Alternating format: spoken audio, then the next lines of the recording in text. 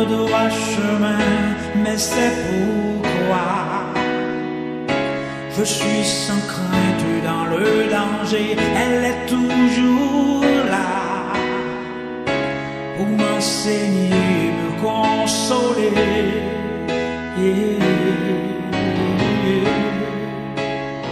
Ta parole est vivante, lumière du monde. Chers frères et sœurs, chers amis, je suis très heureux d'être avec vous en ce matin. Très heureux pour plusieurs choses. Tout d'abord, parce que quand j'arrive ici, je sens une chaleur, quelque chose qui me porte. Et je dis gloire à Dieu pour cela. Très heureux parce que je connais beaucoup d'entre vous et en particulier frère Essio, ça fait longtemps qu'on se connaît. Mais je loue Dieu pour cette grande communauté, ce qui se vit, ce qui se fait. Et je prie Dieu que vous puissiez continuer dans cet élan, car notre Seigneur revient très bientôt. Amen. Je suis parmi vous pour représenter la Fédération France-Nord, la Fédération des Églises Adventistes du Nord de la France. Et je vais vous transmettre les salutations du président Jean-Jacques Chaffogac, du secrétaire Olivier Maire et du trésorier Jarvis Doum. Vous savez, c'est toujours un moment important dans la vie d'une communauté quand il y a un changement de pasteur. Et je suis heureux encore une fois parce que le nouveau pasteur, c'est quelqu'un que j'ai connu. J'ai connu à Collonges. On a partagé des moments ensemble, des moments de joie comme des moments difficiles. Et ça m'a fait chaud au cœur de savoir que, qu'il est là aujourd'hui pour continuer l'œuvre qui a déjà commencé dans cette communauté. Jean-Eudes est pour moi comme un petit frère, bien qu'il est grand. Chers amis, il est important de dire merci au pasteur qui a conduit cette communauté. Je parle du pasteur Émile Lazare. Émile Lazare, nous voulons le remercier grandement de ce qu'il a fait, de ce qu'il a apporté dans cette communauté, et que Dieu puisse l'utiliser dans ses nouvelles affectations et qu'il puisse continuer à être une bénédiction dans l'exercice de son ministère dans ses églises. Hébreux chapitre 13, verset 7 dit « Souvenez-vous de vos conducteurs qui vous ont annoncé la parole de Dieu. Considérez quelle a été la fin de leur vie et imitez leur foi. » Notre frère va continuer son œuvre dans d'autres communautés. Dans ce qu'il a laissé, c'est important que nous puissions rester attachés à tout ce qui a été enseigné, toutes les exhortations qui ont été faites. Aujourd'hui, c'est une nouvelle page qui s'ouvre. L'église d'Aubervilliers va avoir un nouveau pasteur. Chaque pasteur arrive avec leurs points forts, leurs points faibles, mais il y a quelque chose qui est commun à tous les pasteurs, c'est l'appel de Dieu. Et Dieu nous appelle tous différemment. Tous, nous avons un parcours de vie différent. Mais l'appel est toujours la même. Dieu appelle là où nous sommes. Nous sommes libres de répondre oui ou non. Mais quand nous répondons oui, c'est Dieu qui doit diriger nos vies. Amen. Quand Dieu nous place dans une église, c'est lui qui doit diriger son église. Amen. L'église appartient à Dieu. Amen. Le pasteur n'est qu'un instrument entre les mains de Dieu. Amen. C'est pour cela, dans le texte qui a été lu, dans 1 Pierre chapitre 5, et je vais vous lire dans une version, la version Summer.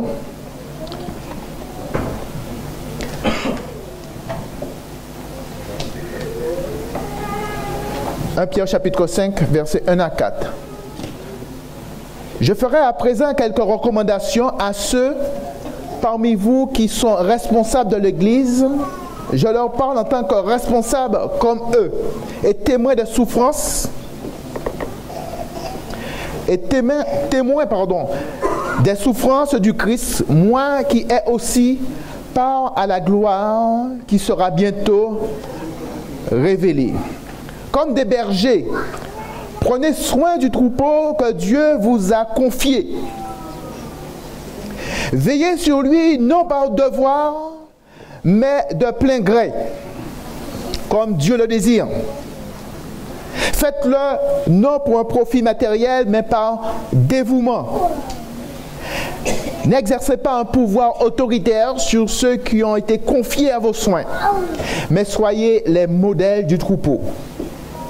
Alors, quand le chef des bergers paraîtra, vous recevrez la couronne de gloire. Chers amis, c'est une charge lourde de conduire le peuple de Dieu. Qu'on soit une grande église de 300, 400 membres, qu'on soit une petite communauté de 10 membres, la responsabilité, elle est la même.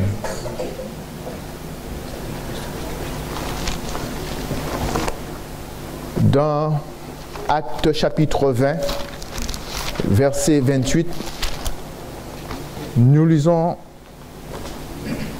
cette exhortation de Luc. Actes chapitre 20, verset 28. Prenez garde à vous-même, à tout le troupeau sous lequel le Saint-Esprit vous a établi évêque. Et là, je parle non seulement aux pasteurs, mais à l'équipe pastorale. C'est une charge qui est importante, sacrée, solennelle. Dieu confie son Église, son troupeau, à des hommes qui a appelés à ce ministère. Pour paître l'Église de Dieu, qui s'est acquise par son propre sang. Le prix payé pour qu'il y ait Église est le sang de Jésus. Donc ce n'est pas une affaire d'homme. Ce n'est pas une affaire de formation. C'est une affaire d'appel. Dieu appelle, Dieu qualifie pour conduire son troupeau. Ma prière chaque jour, Seigneur, aide-moi à être le pasteur que tu veux que je sois. Pas le pasteur que je veux être. Parce que le pasteur que je veux être peut être différent du pasteur que Dieu veut. Amen. Amen.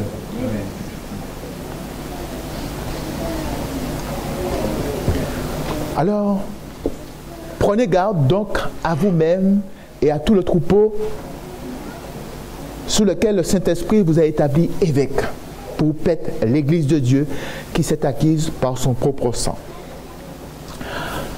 Alors, mais si c'est une affaire d'appel, pourquoi se former pour servir Dieu? Et on comprend que quand nous lisons la parole de Dieu, on a besoin de se former. Mais la formation doit être mise au pied de la croix pour que cette formation puisse être une bénédiction pour l'Église. Amen. Si moi, en tant que pasteur, Jean-Eudes en tant que pasteur, on dit maintenant, on est arrivé, on a notre master, on peut faire ce qu'on veut, vous obéissez, c'est tout. Vous croyez que c'est quelqu'un qui a reçu un appel? Non, mes amis. Mais l'appel, c'est que si il y a quelque chose qui ne va pas comme on aurait souhaité, eh bien, l'appel se voit dans la manière de gérer l'Église. Le pasteur se met à genoux, dit, Seigneur, montre-moi comment faire. C'est une âme à sauver. Seigneur, montre-moi, parle-moi, donne-moi les mots qu'il faut pour lui parler, afin qu'il puisse comprendre et qu'il puisse revenir à toi. Ça, c'est parce que l'homme a reçu l'appel. Alors, tournons notre Bible dans Actes chapitre 12. Dans Actes chapitre 12, nous avons une expérience qu'a vécue la première église d'Antioche. Je lis à partir du verset 19. Ceux qui avaient été dispersés par la persécution survenue à propos d'Étienne allèrent jusqu'en Phénicie, dans l'île de Chypre, et à Antioche, annonçant la parole seulement aux Juifs. Il y eut cependant parmi eux quelques hommes de Chypre et de Cyrène étant venus à Antioche, s'adressèrent aussi aux Grecs et leur annoncèrent la bonne nouvelle du Seigneur Jésus. La main du Seigneur était sur eux, avec eux. Et un grand nombre de personnes crurent et se convertirent au Seigneur. Le bruit en parvint aux oreilles des membres de l'église de Jérusalem et ils envoyèrent Barnabas jusqu'à Antioche. Lorsqu'il fut arrivé et qu'il eut vu la grâce de Dieu, il s'en réjouit. Et il exhorta tous à rester d'un cœur ferme, attaché au Seigneur. Car c'était un homme de bien, plein d'Esprit Saint et de foi. Et une foule assez nombreuse se joignit au Seigneur. Barnabas se rendit ensuite à Tarse pour chercher Saul. Et l'ayant trouvé, il l'amena à Antioche. Pendant toute une année, il se réunit aux assemblées de l'Église et il enseigna beaucoup de personnes. Ce fut à Antioche que pour la première fois, les disciples furent appelés chrétiens. Voilà une Église qui a pris naissance, mais devant la manifestation de la grâce de Dieu dans la vie de ces hommes, l'Église s'est trouvée vite en grand nombre. Alors Barnabas s'est dit, cela s'est su à la fédération. Alors la fédération s'est dit, tiens, on va envoyer Barnabas. Barnabas constate les faits. Il constate que la grâce de Dieu, que Dieu est en action. Le Saint-Esprit agit. Il se passe des choses.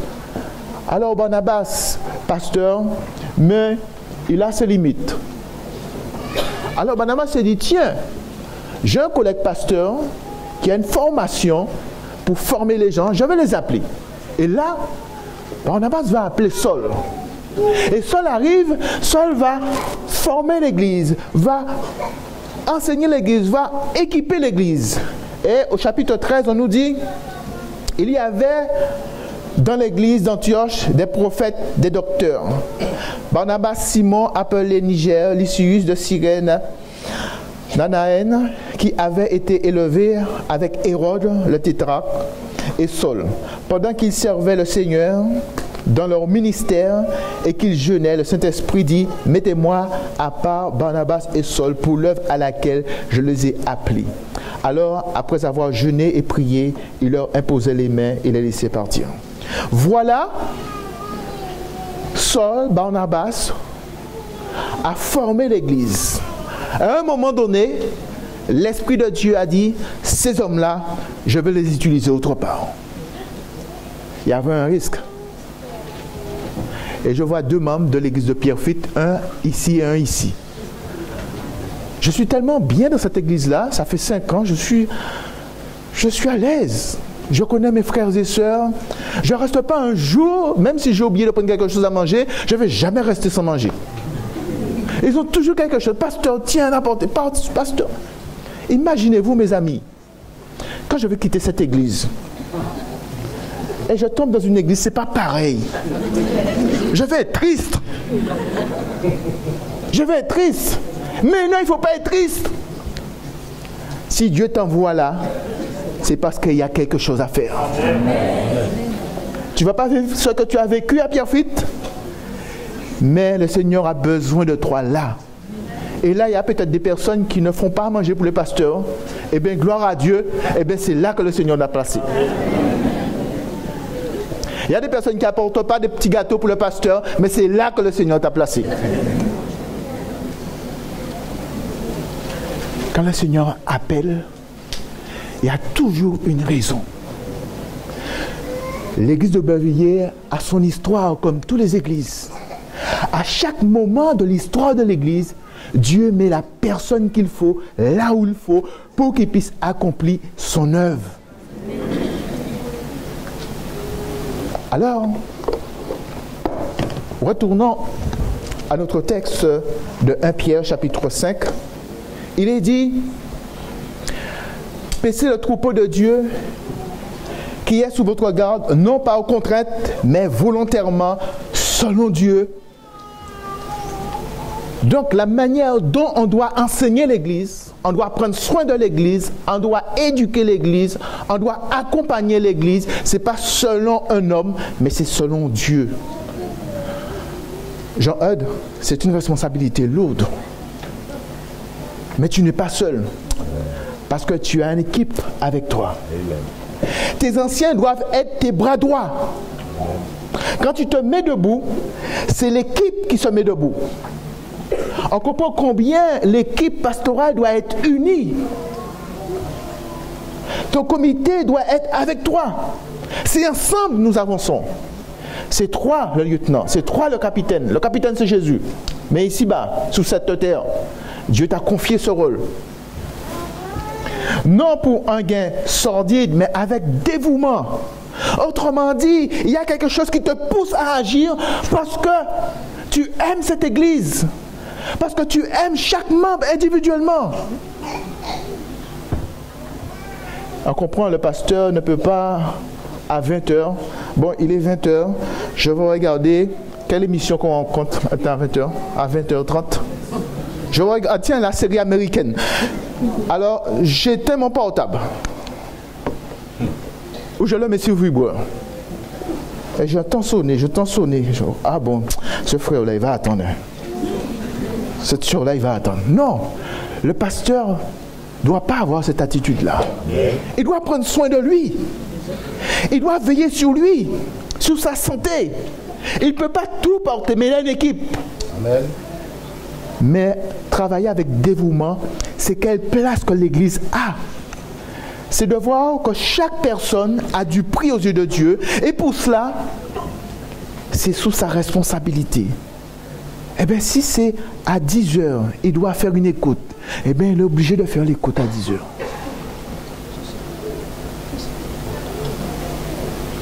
Je me rappelle d'une jeune qui m'a appelé, il était 23h. J'étais au restaurant avec mon épouse et mes enfants et qui pleurait parce qu'il y avait une situation difficile. Je lui dis, bien, rentre chez maman. Mais elle dit, non, je ne peux pas rentrer. Je lui dis, écoute, je t'appelle dès que je finis.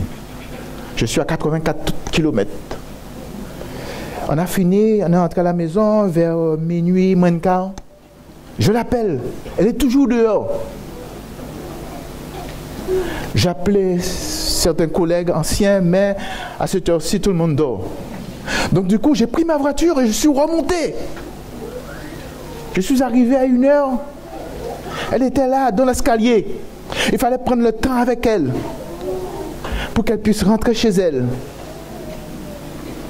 Le pasteur prend soin de chaque brebis. Mais on ne doit pas abuser du pasteur. Dès qu'on a un bobo, le pasteur est là. Dès qu'on a mal, le pasteur est là. Non.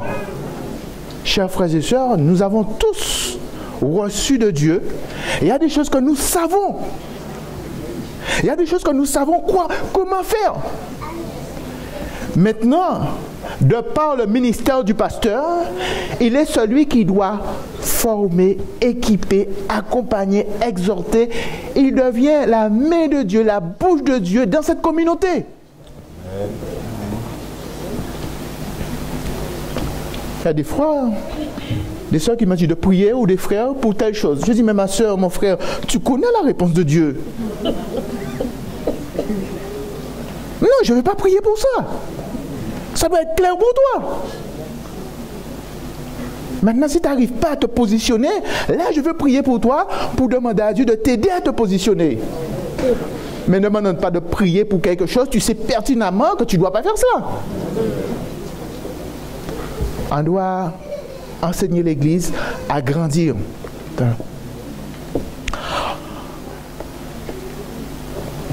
Non comme dominant sur eux, sur ceux qui vous sont échus en partage, mais en étant un modèle du troupeau. Il y a des personnes qui conduisent l'Église comme si c'était une entreprise. Je te dis de déplacer ça là, tu exécutes et surtout. Non, mes amis, ne laissons jamais cet état d'esprit nous remplir.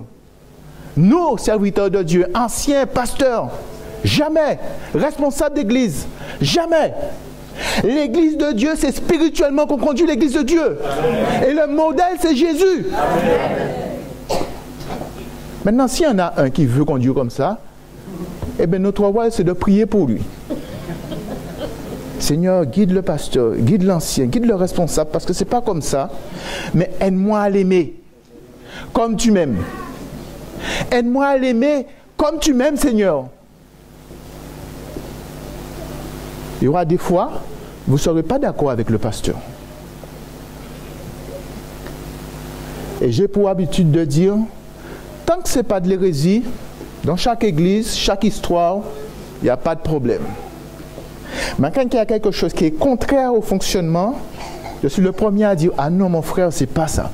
Si tu arrives à me convaincre que c'est ça, d'accord, mais c'est pas comme ça, c'est pas ça. Je regrette. Je t'aime bien, mais je ne peux pas te laisser faire ça. Alors, il ne s'agit pas qu'il y ait une autorité à la manière du monde, mais on a une autorité spirituelle qui est d'accompagner, de prendre le temps qu'il faut. Vous savez, quand on a mal au bras, eh ben, on frotte le bras, on ne coupe pas le bras, le jette, mais on le frotte, on met de l'argile, et si l'argile ne suffit pas, on va lui donner autre chose, mais on va faire ce qu'il faut pour qu'il puisse aller, qu'on puisse se porter mieux. Alors non, on doit être un modèle. Autrement dit, et j'entendais, je crois que c'est là dans l'histoire des enfants, je n'ai pas retenu tout, mais je crois qu'il y a la notion d'être honnête, d'honnêteté. Hein? Mais je crois que le pasteur est celui qui doit être cohérent dans ce qu'il dit et dans ce qu'il est. Maintenant, ça peut arriver. Ça peut arriver des fois. On peut glisser, on peut passer à côté. Ne me demandez pas trop, mes amis, de prêcher sur la tempérance. Je sais qu'il faut la tempérance. Mais la tempérance, ce n'est pas simplement de le manger. Mais quand je vois des heures que je passe, alors si je dis à quelqu'un, écoute, c'est pas bien. Mais je suis dans la bonne voie. Maintenant, j'essaye de dormir avant minuit. C'est une bonne chose. Mais vous comprenez, mes amis? C'est important dans ce que nous disons, nous puissions le vivre. Amen. Modèle du troupeau. Le pasteur n'est pas Jésus. Il est simplement, il n'est pas Jésus. Il est simplement le bras, la main, les yeux de Jésus, comme chacun d'entre nous. Mais la différence, c'est que lui, il a reçu l'appel. Il a été mis à part pour un ministère spécifique.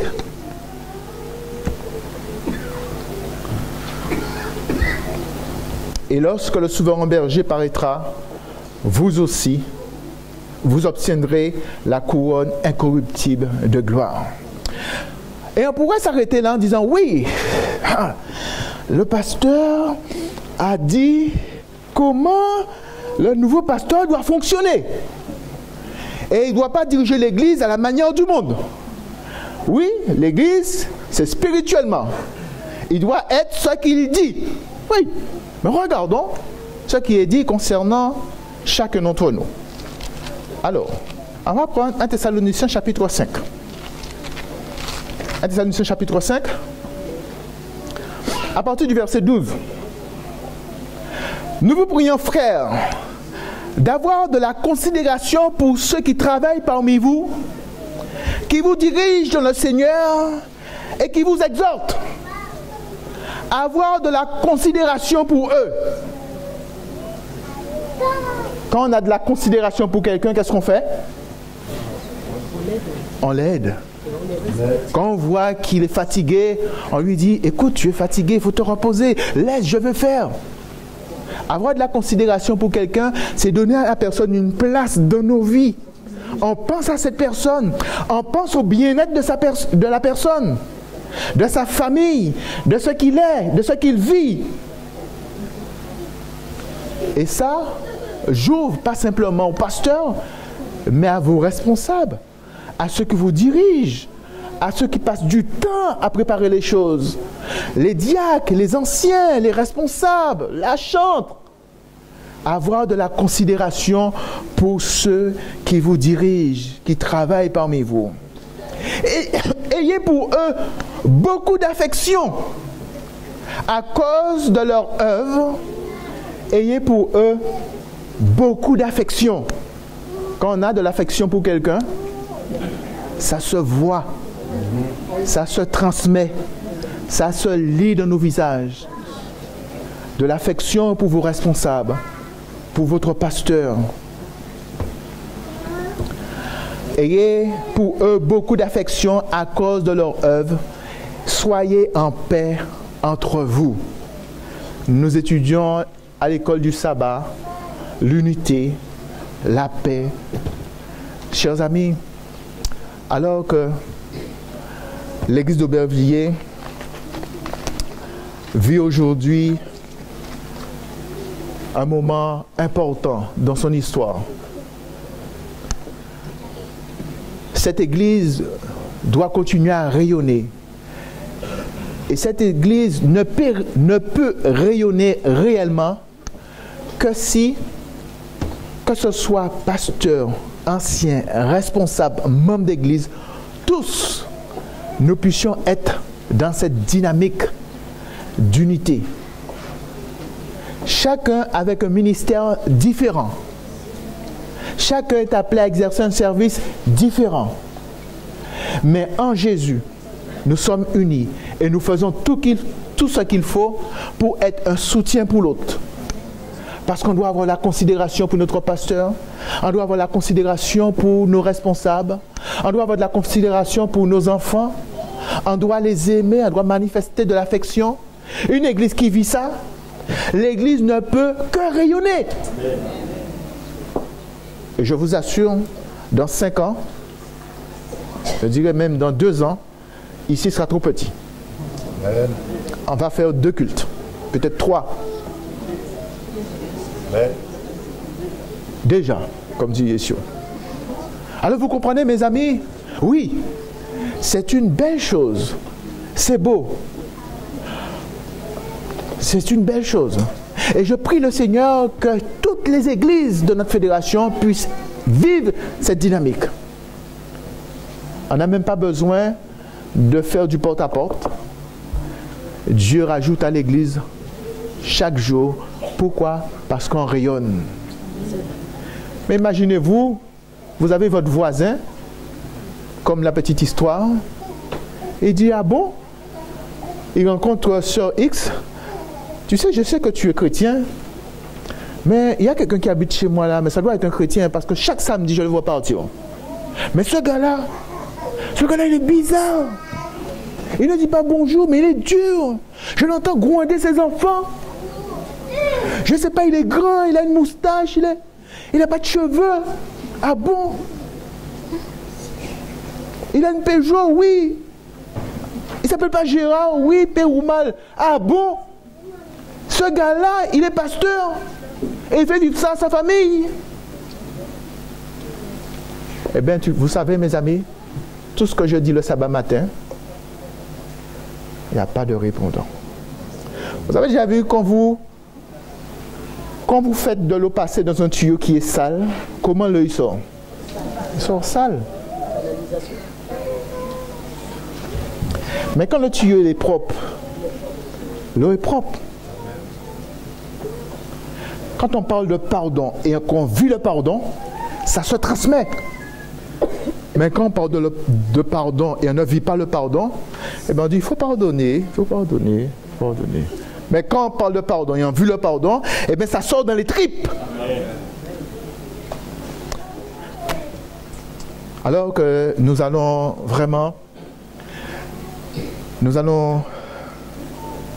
vivre ce moment d'engagement. Je prie Dieu que chacun d'entre nous puissions être un soutien pour les pasteurs, en tout cas pour votre pasteur, un soutien pour l'équipe d'anciens. Je souhaite vraiment que